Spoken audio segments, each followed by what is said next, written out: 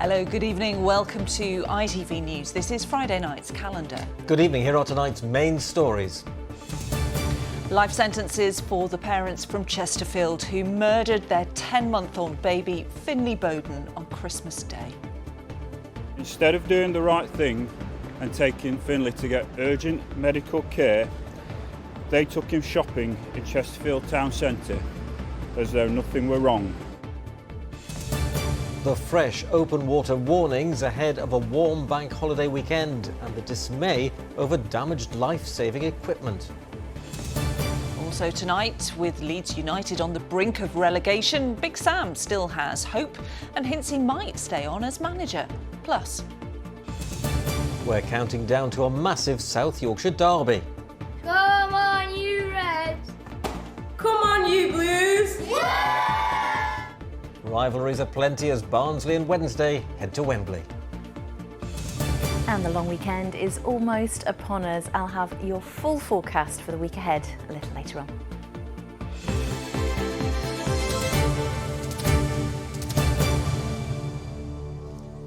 So first tonight, the Chesterfield parents who murdered their 10-month-old baby just weeks after being placed back in their care have been jailed for a total of 56 years. Finlay Bowden suffered 130 injuries in the lead-up to his death on Christmas Day in 2020. Stephen Bowden and Shannon Marsden were found guilty of murder last month. Detectives involved in the case described it as an incomprehensible crime. Amelia Beckett has this report from Derby Crown Court. He was once a happy, playful baby boy. This video of Finlay Bowden was taken before he endured weeks of pain and suffering at the hands of the very people supposed to protect him. For at least 13 days, his parents, Stephen Bowden and Shannon Marsden, subjected him to a campaign of physical and mental abuse. He died on Christmas Day 2020, with more than 130 injuries covering his body. Today, in court, as she sentenced the couple, Mrs. Justice Tipple described those final, horrific days of Finlay's tragically short life. Everyday activities such as changing his nappy, lifting his arms, putting outdoor clothing on him, or putting him in his pushchair, all caused him severe pain. The pain in his fractured pelvis and thigh bone could only have been alleviated by morphine and immobilising his body. But could Finlay have been saved from this cruel fate? Shortly after being born, he was removed from his parents' home in Chesterfield because of the couple's drug use, filthy living conditions and risk of domestic violence. But over the next 6 months, the couple managed to convince social services they'd made positive changes. And in October, a family court ruled Finlay should be returned to his parents. Court documents released this week show the local authority had wanted a 4-month transition to monitor Finlay's progress. But a guardian working for CAFCAS, the Children and Family Court Advisory and Support Service, recommended a 6 to 8 week period. Following legal advice, 2 magistrates agreed, and by November the 20th, Finlay was back home.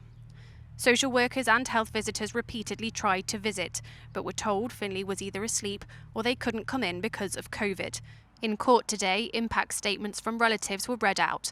I cannot comprehend how the parents of a harmless, defenceless, beautiful little baby could harm him in such a callous way, they read. Although we will never forget Finlay, I promise you we will forget you both. I can only describe you as monsters for what you have done. They knew that they were responsible for those injuries, and instead of doing the right thing and taking Finlay to get urgent medical care, they took him shopping in Chesterfield town centre as though nothing were wrong.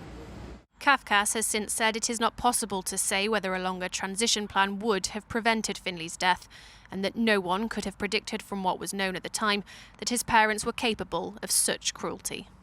As they were read their sentences today, Shannon Marsden and Stephen Bowden showed no remorse for the heinous acts for which they have committed. They will now spend the years they so brutally took from Finlay behind bars. Well, this case has drawn many questions as to whether any opportunities were missed. Today, the court heard the horrific facts of what Shannon Marsden and Stephen Bowden did to their son. But as you heard in my report, there were concerns about Finley's safety from the moment he was born. The involvement of social services means Derbyshire County Council has now launched a safeguarding review, and the local MP is calling for an in-depth investigation. Finley's parents consistently lied and deceived social services to ensure no one knew what was happening to Finley.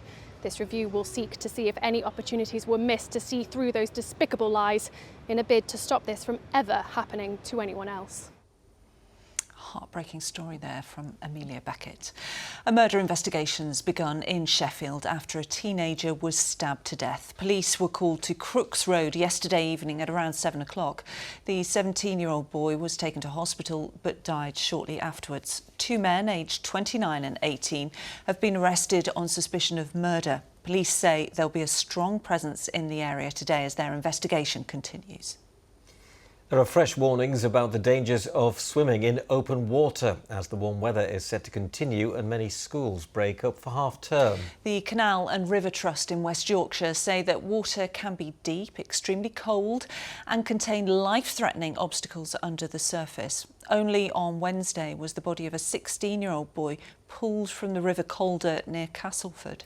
Tonight, the father of one South Yorkshire schoolboy who drowned in Sheffield 2 years ago is also speaking out to raise awareness, as Matt Price reports. It looks lovely and warm. You jump in there and it's actually very cold. It's the hidden dangers of these waters which worry people like John. The Canal and River Trust is issuing a half-term reminder about the dangers of swimming in rivers. What appears to be a perfect setting can have perilous consequences. I've seen on this waterway lots of youths and young children in particular heading to these areas that are accessible to the river. It's terrible to say it, but in a way it's not unexpected. But that doesn't make it any less devastating for the families involved when loved ones don't come home at night. It's easy to see why this river is so appealing on a warm day today with the sunshine out. But the water is thought to be less than 10 degrees Celsius and jumping in can pose a real risk to life. Only on Wednesday night was the body of a teenager pulled from the River Calder in Castleford. It is a stone's throw from these waters here at Bullholme Lock. Paul has lived on the banks for 2 years. Apart from yesterday, they've been down for the last 5 days, both in the river, in the canal and jumping off the bridge. The loss of a loved one is something Simon Haycock thinks about every day. His 16-year-old son Sam drowned at Ulley Reservoir in Sheffield 2 years ago. Simon now works in schools to educate others. It's undescribable, the pain. It's changed my life, it's changed my wife's life and all his brothers. I've had to throw myself into doing this and sort of bury my emotions to a certain extent to be able to get this message across. South Yorkshire Fire Service has also expressed concern, worried about throw lines being vandalised, increasing the risk to life. John's message is quite clear: do not swim here. Open water can be deep and dangerous, he says, and ultimately cost you your life. Matt Price, ITV News. And thank you to John for getting that important message out there. Meanwhile, police are searching for a missing 15-year-old boy who was last seen near the River Trent in Gainsborough. Well, now they've recovered a body from the water. Officers have been looking for Oliver after he was reported missing on Monday evening. This afternoon, Lincolnshire Police said an underwater search team had found a body which is yet to be identified. Oliver's family has been informed. The death is being treated as unexplained. The ITV Evening News continues at 6:30. Here's a look at what's happening with Gamal Fambale. Coming up, a mother and father have been jailed for life for the murder of their 10-month-old son. After his death in 2020, Finley Bowden was found to have more than 100 injuries, including broken bones, bruises and burns. The UK's biggest mortgage lender raises its rates again amid stubborn inflation, and there are fears others may follow suit. And by this time tomorrow, Luton Town could be back in the top flight of English football after a 30-year absence. Join me for those stories and more at 6:30. We will. Thanks very much to Gamal. Now then, 6 former Yorkshire cricket players and coaches have been fined a combined total of £22,000 for allegedly using racist or discriminatory language. Andrew Gale, Tim Bresnan, Matthew Hogarth, Gary Balance, Richard Pyra and John Blaine were all sanctioned by the Independent Cricket Disciplinary Panel. Individual fines range between £2,500 and £6,000, and some suspensions from playing were also issued. Full details of the sanctions are on our website. Just go to itv.com/calendar. Well, it's time to catch up with the lovely Kerry now for that bank holiday weather, which is going to be great for once. Yeah, dry is the weather word, and pleasant temperatures or above. Certainly tomorrow. Today we got to 22 and it could be 23, maybe even 24 in places tomorrow. Wow. Really quite intense. A little bit fresher perhaps Sunday and Monday, but not spoiling things too much. So this was earlier on today. A big thank you to Chris King for sharing. It was the Flying Scotsman. I know it's their centenary this month and there's lots of celebrations going on. But with the dry weather, and it is of course being a bank holiday weekend, I thought I'd draw your attention to the fire severity risk, which is issued by the Met Office, which you can access online. It's mainly for civil contingencies and emergency services to help with fire prevention, but it's not a wildfire forecast. It's an assessment of how severe a fire could be if one were to start based on current and forecast weather conditions. So we're in this amber area here. You can just about see it, which is very high. So there's a very high risk that if a fire started, it would be severe. I've popped some of our little regions on there so you can just about see that. So the advice would be, if we've got this dry weather, and there's a lot of dry weather to come, don't have your campfires, your wild campfires, don't have your disposable barbecues, and of course trash as well, glass and cigarettes, which I sometimes forget too often, don't we? Yeah. Have your barbecue at home. Yeah, Simple, have it at home, sensibly, And of course, let's stay positive. If we stay safe, everything's okay. This is a starling keeping cool. A big thank you to Trish Morris. Or we can seek shade like these lovely lambs, or of course get an umbrella or a canopy like these beautiful cygnets. Now, before I leave you with the forecast at the end of the programme, something's happening in Wembley on Monday, maybe? Oh, just a small thing, yeah. Yeah, you'll be all right. It's dry and it's warm with just a northwesterly breeze. More on that later. Thank you very much, Kerry. Well, next tonight, D-Day for Leeds United. Their future in the top flight coming right down to the final day of the Premier League season. Yes, it's a three-way battle to avoid the drop between the Whites, Leicester and Everton. But whichever way you look at it, Leeds have a fight on their hands. Whatever the result, Sam Allardyce brought in for the final 4 games to try and turn fortunes around at Ellen Road. Well, today gave Calendar his biggest hint yet that he'd consider staying on as manager. But finance experts say relegation would come at a cost for the club and for the city, as Michael Billington reports. Heidi's collection of football shirts spans the good times and the bad through 5 decades as a Leeds United season ticket holder. But her overwhelming emotion right now is resignation. I'd love them to prove me wrong. I really would, but to be honest, you just can't see anything at the moment. The hope's just been dragged out of you, and I think we just can't all wait for the season to end and just at least we know where we are, what's happening, and just start again. Ellen Road this week has seen something of a revolving door of club legends. Gary McAllister, Eddie Gray and Gordon Strachan this morning. Aye, Gordon's been here today. All hoping to inspire the current crop of Leeds players to try and avoid what so many consider to be their inevitable relegation from the Premier League. They have had very successful times here, and I think that on the mentality side, it's about improving our mentality to deliver. So, regardless of the outcome on Sunday, would you still like this job this time? We will discuss whatever we need to discuss on the end of the season based on where we are. I just hope that we're talking on a very positive nature on Monday morning and I have a hangover. It's 18 years since Leeds last dropped out of the top flight, the beginning of a 16-year hiatus. Gerald Krasner was chairman back then. He's slightly more optimistic today. Leeds United are in a better financial position today than 20 years ago. Being Leeds and with the fan base they've got, they'll come back optimistic next season, whatever happens on Sunday. But relegation comes at a price. £60 million lost overnight in revenue and experts say there's a cost to the city too. The quality and quantity of away fans is much better in the Premier League, and they would be the ones that are more likely to stay in the region and spend money in the economy. So really difficult to measure that in numerical terms, but there is a wider hit to the city and the region as well. There are lots of eyes around the world on Premier League football, and if you're not in that league, then there are not as many eyes on that screen.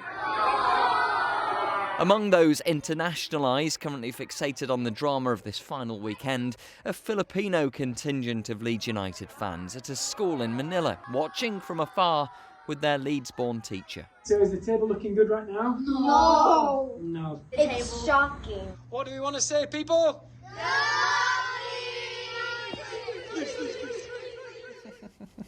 Brilliant. So, Michael, remind us of the permutations, the pitfalls and the potential path to Premier League safety. Well, Laura, I'll try and keep this as simple as possible. Crucially, Leeds need to beat Spurs here at Ellen Road on Sunday to have any chance of avoiding relegation. But let's take a look at the table, because even that might not be quite enough. Leeds also need for Everton to lose at home to Bournemouth. But if Everton draw, the Whites need to win by 3 or more goals to leapfrog the Toffees on goal difference. And Leicester also mustn't win in order for Leeds to avoid the drop. So lots of potential twists and turns here on Sunday. Leeds need to hope that a lot goes their way if they're to avoid their latest run in the top flight from coming to an end. And Michael, live at Ellen Road, thank you. Well, the tension's building for Bank Holiday Monday as Wembley stages one of the biggest Yorkshire football derbies for years, with a place in the Championship at stake for the winners. Well, Barnsley, of course, take on Sheffield Wednesday in the White Rose battle for promotion. In a moment, we'll be getting a flavour of the build-up in South Yorkshire, with Emma Wilkinson batting for Barnsley, while Adam Fowler is going all the way with Wednesday. That's coming up, but let's hear first about preparations on the pitch from Arif Ahmed. A hero's welcome for a Wembley send-off. Fans gathered outside Oakwell this afternoon as Barnsley set off for Wembley ahead of Monday's playoff final. It's a lovely way to go. You know, they've supported us all season, they've come in their numbers, and you know they've been one of the reasons that we've got to where we are. Come Monday, it just gives the boys a little bit of a lift. Well, Barnsley are on the road to Wembley. With a send-off like this, they've got all the added motivation they need to go and seal promotion. Barnsley already know what it's like to beat their South Yorkshire rivals, having beaten them twice already this season. But manager Michael Duff knows they still go into Monday's game as underdogs. They're in a one-off game with us now, and the positive is that we know that we can hurt them. So we think we know what we're going to get. Hopefully someone can step up and be the hero. In the opposite dugout to Duff is the man that orchestrated the comeback of all comebacks. Darren Moore's Sheffield Wednesday overturned a 4-goal deficit, something never seen before in playoff history, to book their place in the final. Now, Moore wants one last push from the fans to help them get over the line. They've driven us and they've driven us and they've driven us up until now, and I'm going to ask them again to continue to drive us, and we'll go through this game and we'll approach this game together. Brian Laws knows all about the pressure that being manager of Sheffield Wednesday brings. He was in the dugout for over 150 Wednesday games in the noughties and thinks it's imperative Sheffield Wednesday get out of League One.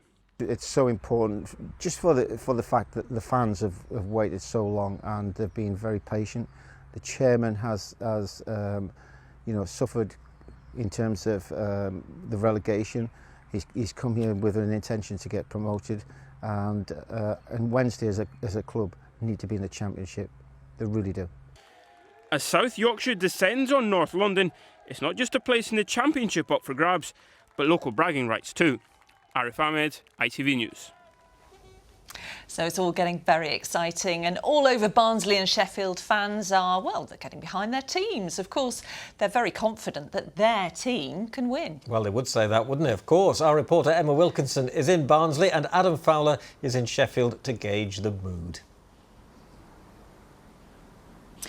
Well, look, when I first looked at this tie, I thought I'm pretty neutral on that, but I've spent a lot of time with Barnsley fans over the past couple of days, and I've got to say, they've convinced me. And come Monday, I'm going to be shouting, "Come on, you Reds," at the telly. The passion of the fans here is undeniable, but of course they'll say the same in Sheffield, won't they, Adam? Well, listen, Emma, round here they've a lot of respect for you. They say you're one of the best in the business, but on this occasion they say you've made a grievous error putting your eggs in the Barnsley basket. What you want to do is take them back out of that basket and pop them in a blue and white one, because these lads say that they're going to make a mincemeat of them on Monday. Give them very short shrift indeed. But listen, it's not about what they're saying round here, it's about their football fans themselves, isn't it? And I've been out and about talking to them, so has Emma. Here's what they had to say. At Worsborough United FC, different colours collide ahead of the big event next week. So a nice fair game, lads. Fans of both teams play here, and they've all got their own ideas about how it's going to go down. I think we'll batter them 1-0 because we've beat them twice, away and home. What do you reckon the score's going to be? 5-0, Wednesday. Well, very confident predictions from both sides here, but which team has the most passionate supporters? Perhaps my colleague Emma Wilkinson can shed some light on it. Catch! Need I say any more? Here at Summer Lane Primary, they are in no doubt who's going to be making the most noise at Wembley, and these littler tykes are keen to show just how committed they are. So they're busy making posters, which many of the children here and the teacher will be taking to Wembley. Oh, obviously it's a huge tie, Sheffield Wednesday at Wembley, massive. They're all really into it and it's a great opportunity, especially if we win. Hopefully we do. What do you think the score's going to be? 4-3. Oh, confident. Why do you think it's going to be 4-3? Because we're better than them, so. Fighting talk, indeed. Come on, you Reds! Come on, you Blues! Yeah! A stone's throw away from Hillsborough Stadium, there's little doubt that Wednesday has the most die-hard fans. And they've been hard at work on their own banners too. The children here are very passionate. We've been working with Sheffield Wednesday now for quite a while, and we have really good links with the ground that's just across the road, so we can hear and see everything that's happening in the build-up to games. You know, we can kind of feel the excitement around the place. And if any of the lads from Wednesday happen to be watching, the children have a few things they'd like to say.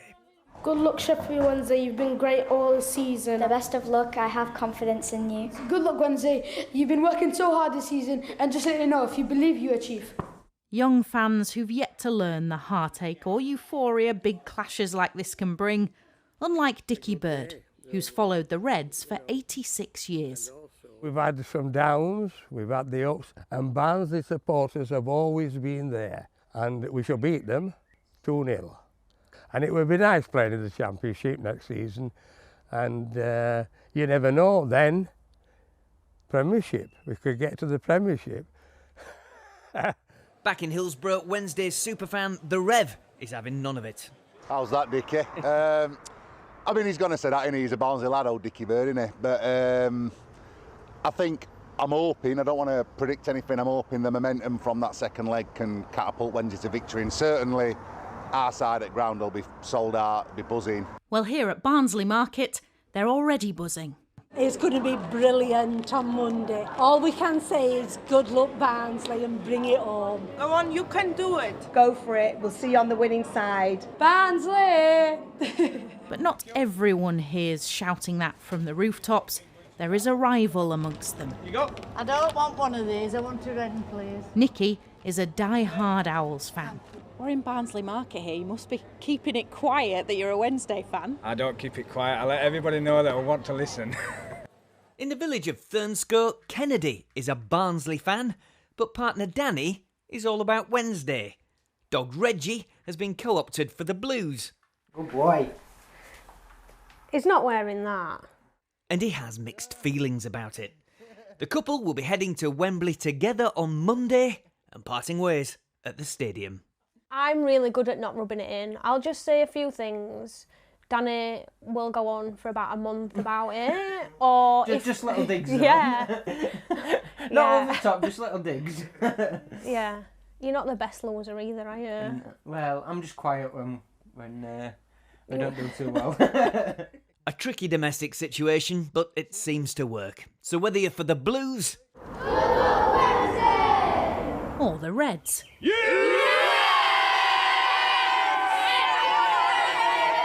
Maybe the most important thing is we all just get along. Cheers. Good luck. Adam Fowler and Emma Wilkinson, ITV News. Well, I'm staying impartial. I'm going to say good luck to South Yorkshire. And also you can get much more on Barnsley and Sheffield on our website. It's itv.com/calendar. It is indeed. Now the weather with Kerry. Good visibility on the horizon.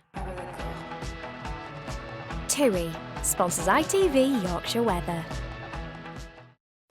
Yes, the weekend is almost upon us and it's not looking too bad at all. It wasn't too bad out there today, was it? We had some cloud around first thing this morning, a good dose of sunshine for the middle part of the day, just a little bit of cloud cover over the Pennines, very similar to yesterday but with some decent temperatures. And as we head further into the weekend, it stays dry all the way through until next Friday, probably at the earliest. Warmer on Saturday, a little fresher Sunday into Monday, and that's because we've got this weakening front working its way around the high. So a bit of a northeast breeze pegging back the temperatures just for a couple of days, but then the high rebuilds and the temperatures once more rise above the average for the time of year. So a little bit more detail, a little bit of cloud around perhaps for this evening, but overnight tonight it becomes largely dry and clear, and with light winds temperatures will take a bit of a tumble away from the towns and cities. So this is a bit of a mix of both, but in rural shelter a good few degrees lower than that, and that could give one or two mist and fog patches as we head towards dawn. There are sun times for Saturday, 4:48 and 9:20 in the evening. So tomorrow is a lovely day if you like it dry and bright, plenty of sunshine, just a bit of cloud perhaps bubbling up for the middle part of the day, but with an offshore breeze up towards the North Yorkshire coastline. Even here temperatures could be knocking on the door of 20 Celsius inland, similar temperatures to today but perhaps a degree or two higher in a few places, 23 or 24, not out of the question, a high sunburn risk. As we head into Sunday, we've got that northeasterly, a little bit more cloud coming through. Behind that front, a slightly fresher feel for Sunday and for Monday, but then everything becomes dry and bright once more, a bit of a breeze and temperatures average or just above. TUI sponsors ITV Yorkshire Weather.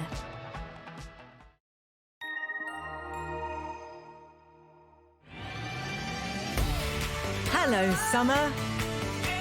Piri sponsors ITV Pollen Count. Well, the grass pollen count from the Met Office is officially at low over the next few days, but there are a few early grasses and little bits of oak pollen still around, so probably tomorrow at times up to moderate. So there you go, not too bad at all. Whatever you're up to. Oh, lovely. Well, thank you for some lovely weather for this bank holiday. We do appreciate it. And good luck, whether you're red or blue. Yes, good luck everyone. Thanks for watching. Have a lovely bank holiday. Bye-bye. See you next week. Bye-bye. Take care, bye.